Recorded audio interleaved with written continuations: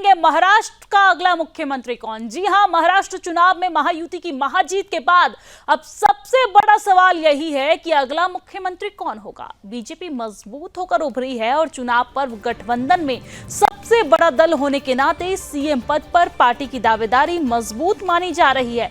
दूसरी तरफ शिवसेना के पास बीजेपी के मुकाबले आधे से भी कम सीटें हैं, लेकिन एकनाथ शिंदे भी सीएम दावेदार है। ऐसे में महायुति सरकार का नया मुख्यमंत्री किस फॉर्मूले से चुना जाएगा, ये बड़ा सवाल है। बीजेपी नेतृत्व ने सीएम और सरकार गठन पर चर्चा के लिए देवेंद्र फडणवीस और एकनाथ शिंदे और अजित पवार को दिल्ली बुला लिया है। तीनों ही नेताओं की गृह मंत्री अमित शाह और अन्य नेताओं के साथ मुलाकात में सरकार गठन के फॉर्मूले पर बात होनी है। इसकी चर्चा से पहले ये जान भी लेते हैं, ये जानना भी जरूरी हो जाता है कि किसकी दावेदारी का क्या आधार है। तो चलिए ग्राफिक्स के माध्यम से हम आपको समझाते हैं कि किसकी दावेदारी का आधार क्या है। तो चलिए देवेंद्र फडणवीस की अगर बात की जाए तो महाराष्ट्र बीजेपी का सबसे बड़ा चेहरा है ये, और साल 2014 से 2019 तक पूरे 5 साल बीजेपी की अगुवाई वाली सरकार में मुख्यमंत्री रहे हैं।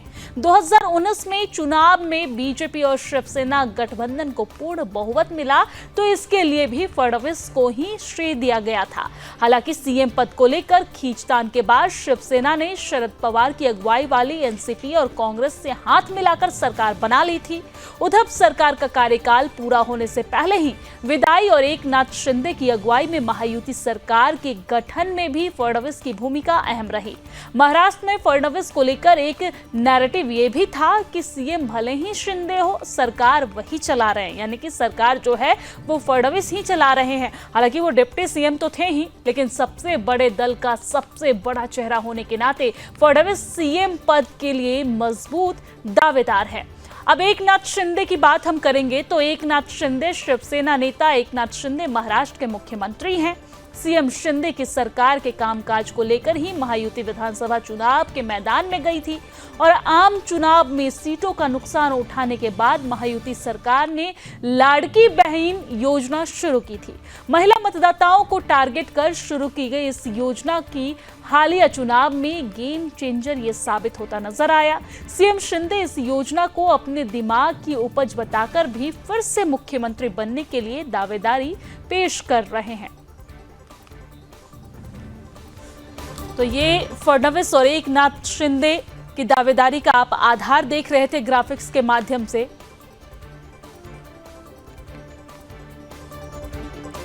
और हमारे साथ महाराष्ट्र से हमारी संवाददाता मनीषा जोशी हमारे साथ जुड़ गई हैं लाइव। मनीषा, जिस तरीके से यहाँ पर परिणाम तो सामने आ गया है, लेकिन अब सबसे बड़ा सवाल ये है कि महाराष्ट्र का अगला मुख्यमंत्री कौन होगा। देवेंद्र फडणवीस के आवास पर अलग मीटिंग चली, एकनाथ शिंदे के आवास पर अलग मीटिंग चली, लेकिन आपके सूत्र से क्या जानकारी मिल रही है, कौन होगा अगला मुख्यमंत्री? जी बिल्कुल, मुख्यमंत्री के चेहरे के लिए ही जो है महाराष्ट्र में जो राजनीति है उसमें काफी उथल पुथल चल रही है। इसके साथ ही आपको बता दें कि जो एकनाथ शिंदे के जो जितने भी एमएलए है, जितने भी विधायक है, वो सारे जो है अभी फिलहाल तो है मुंबई के ताज होटल में रुके हुए हैं। इसके साथ ही जो है विधायकों का वहां पर जो शिवसेना के विधायक है उनका वहां पर आना जाना लगातार लगा हुआ है।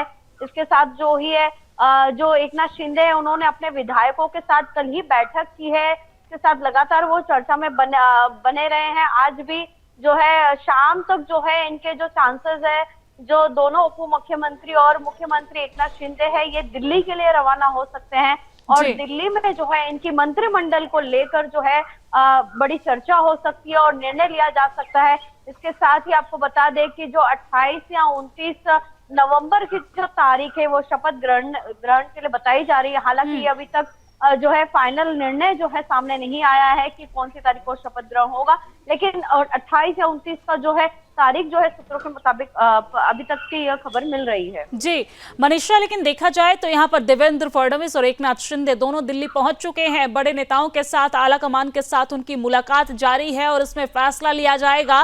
लेकिन अगर महाराष्ट्र की बात की जाए तो महाराष्ट्र चुनाव में सबसे बड़ी पार्टी जो है वो भारतीय जनता पार्टी रही, और इसके बाद एकनाथ शिंदे जो है वो भी अच्छी सीट लाए, लेकिन यहाँ पर सबसे बड़ी पार्टी के रूप में भारतीय जनता पार्टी उभरी है। तो खबर ये भी हमारे सूत्रों के हवाले सामने आ रही है कि यहाँ पर 2 डिप्टी डिप्टी सीएम हो सकते हैं और एक मुख्यमंत्री हो सकते हैं।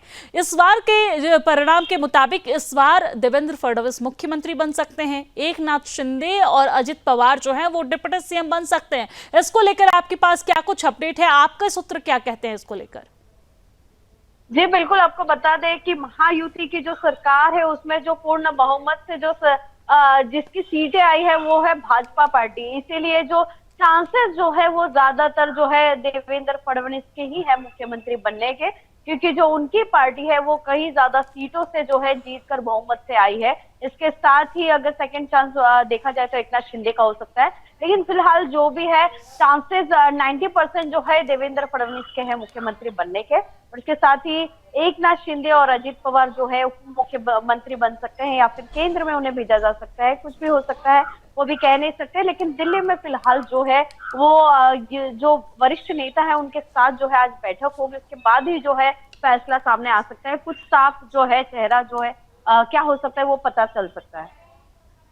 ठीक है, बहुत बहुत धन्यवाद मनीषा तमाम जानकारी साझा करने के लिए, हमारे साथ लाइव जुड़ने के लिए। तो यहाँ पर सीएम के दावेदारी को लेकर जो यहाँ पर गलियारों में हलचल है वो तेज है। लगातार विधायक जो हैं शिवसेना शिंदे के वो ये दावा कर रहे हैं कि मुख्यमंत्री एकनाथ शिंदे बनेंगे, लेकिन यहाँ पर भारतीय जनता पार्टी के जो विधायक हैं वो ये दावा कर रहे हैं कि फडणवीस जो हैं वो मुख्यमंत्री बनेंगे। हालांकि अगर सीट की बात की जाए तो सबसे बड़ी पार्टी और सबसे ज्यादा सीट इस वक्त भारतीय जनता पार्टी के पास है और हमारी जो इनसाइड स्टोरी ये कहती है कि यहाँ पर देवेंद्र फडणवीस मुख्यमंत्री बनते नजर आएंगे और डिप्टी सीएम एकनाथ शिंदे और अजित पवार बन सकते हैं।